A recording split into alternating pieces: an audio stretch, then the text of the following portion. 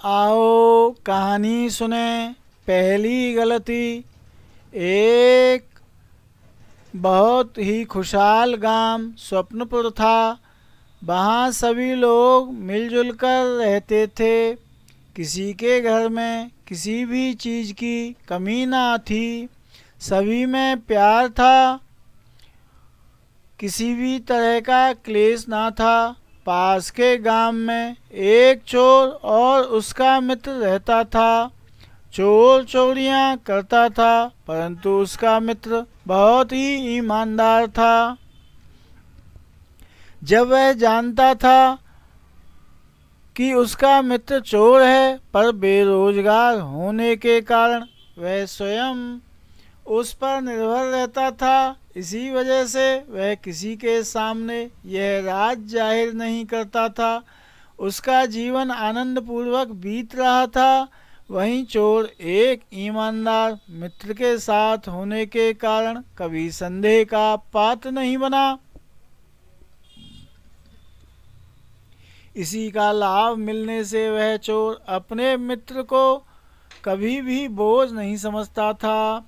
एक दिन उस चोर को स्वप्नपुर गांव के बारे में पता चला, तो वह उस गांव में चोरी करने की योजना बनाने लगा। रात को वह उस गांव में गया और चोरी करके वापस आ गया। चोरी में उसे इतना सामान मिला जितना उसने आज तक देखा भी नहीं था। पर अभी भी उसे लग रहा था कि वह और सामान ला सकता था। इस बारे में उसने अपने मित्र से बात की, पर उसने किसी भी प्रकार से की सहायता से साफ इनकार कर दिया। उधर गांव में पहली बार चोरी की घटना होने के कारण यह खबर आग की तरह फैल गई, पर प्यार और सदाचार की भावना होने के कारण सब लोगों ने उस परिवार की सहायता की और उन्हें दिलासा दी। इस घटना के बाद सब चौकन्ने हो गए थे, क्योंकि उन्हें इस बात का पता था कि चोरी किसी बाहर के व्यक्ति ने नहीं की थी।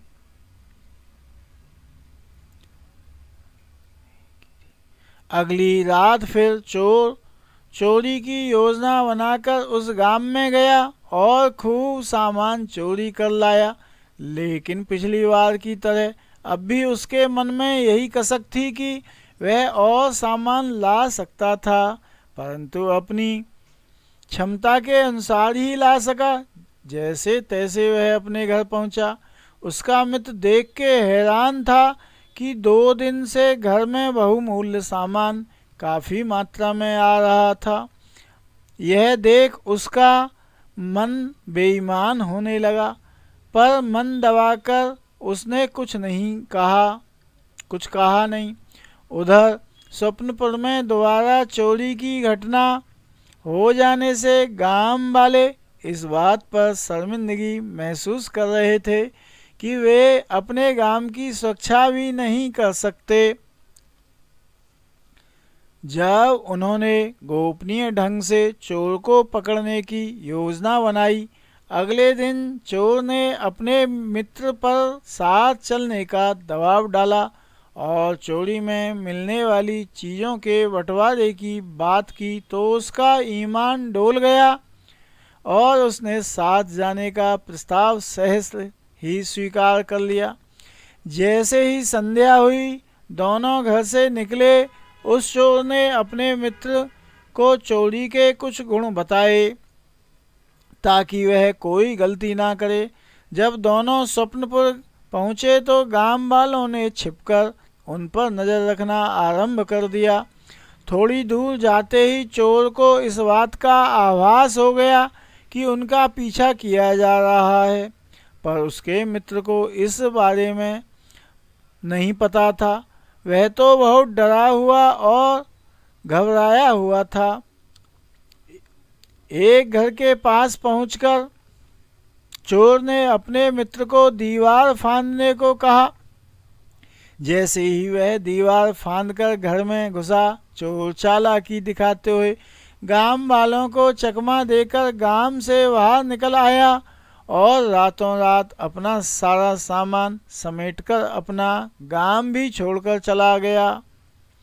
वहाँ स्वप्न पर में उसका मित्र घर में तो घुस गया था, पर जब उसने देखा कि उसका मित्र कुछ देर तक ना आया तो उसके पसीने छूटने लगे। वह थोड़ा आगे बढ़ा तो उसके पैर एक बाल्टी से टकरा गए और बाल्टी गिरने के कारण शांत अंधेरे में बहुत तेज आवाज़ हुई। आवाज़ सुनते ही सारे गांव वाले उस घर के बाहर आ गए और उसे पकड़ लिया। वह घबराया हुआ बोल रहा था कि उसने कुछ नहीं किया और माफ़ी मांगने लगा, पर गांव वालों ने उसे माफ़ नहीं किया और पहले हुई 2 चोरियों का इल्ज़ाम भी उसी पर डाल दिया गया। पूछताछ पर उसने अपने चोर मित्र के बारे में बताया। उसको ढूंढने की कोशिश की गई, पर बहुत शातिर होने के कारण वह हाथ नहीं आया और पहली बार चोरी करने आए उस इंसान को वह सज़ा भी काटनी पड़ी जो जुर्म उसने किया ही नहीं था। वह बार बार कह रहा था कि मैंने आज तक ऐसा काम नहीं किया, आज पहली बार मैंने ऐसा करने की कोशिश की है, कृपया मुझे माफ़ कर दीजिए। पर किसी ने उसकी बात नहीं सुनी और उसे पुलिस ने हथकड़ी लगा दी। दोस्तों, यही प्रवृत्ति हम लोगों में भी होती है कि हम जानते तो हैं कि हमारे आसपास कौन कौन गलत काम करता है, फिर भी हम उसका विरोध नहीं करते और ना ही उसकी जानकारी किसी को देते हैं जो भविष्य में हमारे लिए खतरा साबित हो सकता है। कई बार तो इसका नतीजा यह होता है कि हमारा जीवन भी ऐसी गलत कार्यों की तरफ आकर्षित होने लगता है और हम लालच वश गलत काम करने का प्रयास करते हैं। पर दोस्तों, गलत कार्य हमेशा गलत ही होता है और सबसे बड़ी गलती पहली गलती होती है। पहली गलती के बाद ही इंसान गलतियां करने का आदी बनता है। इसलिए हमें दूसरों की गलतियों से सीख लेनी चाहिए और हमेशा खुद को सत्य की ओर प्रेरित करना चाहिए और प्रयास करना चाहिए कि हम अपने जीवन में ऐसी कोई पहली गलती ना करें जो भविष्य में हमें अंधकार की ओर ढकेल दे। जय श्री कृष्ण। सदैव प्रसन्न रहिए।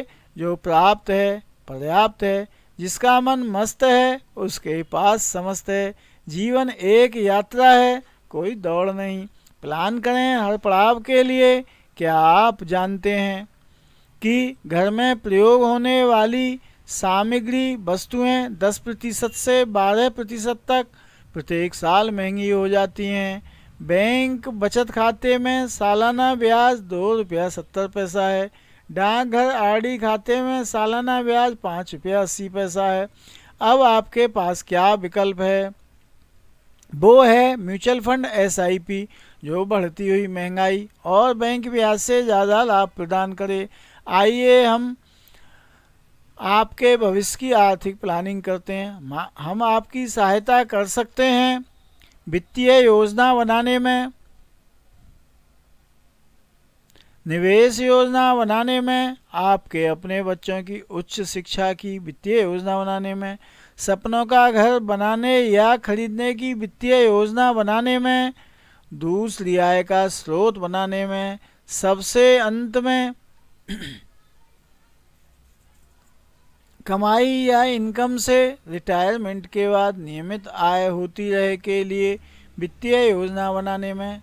घर बैठे ही फ्री में म्यूचुअल फंड व SIP के बारे में जानने व ऑनलाइन निवेश करने के लिए संपर्क करें। हमारा पता ब्लॉक I, दुकान संख्या 20, नगर पालिका मार्केट, बस स्टैंड व रेलवे स्टेशन के पास, पुराना जीटी रोड, कोसी कलां, जिला मथुरा, उत्तर प्रदेश, पिन कोड 281403। मैं 13 जुलाई 1982 से सेवा में समर्पित कुलभूषण भार्गव से मोबाइल 94 122 77 970 पर दोपहर 2 बजे से रात्रि 8 बजे तक के मध्य में संपर्क करें या हमारे यहाँ आएँ।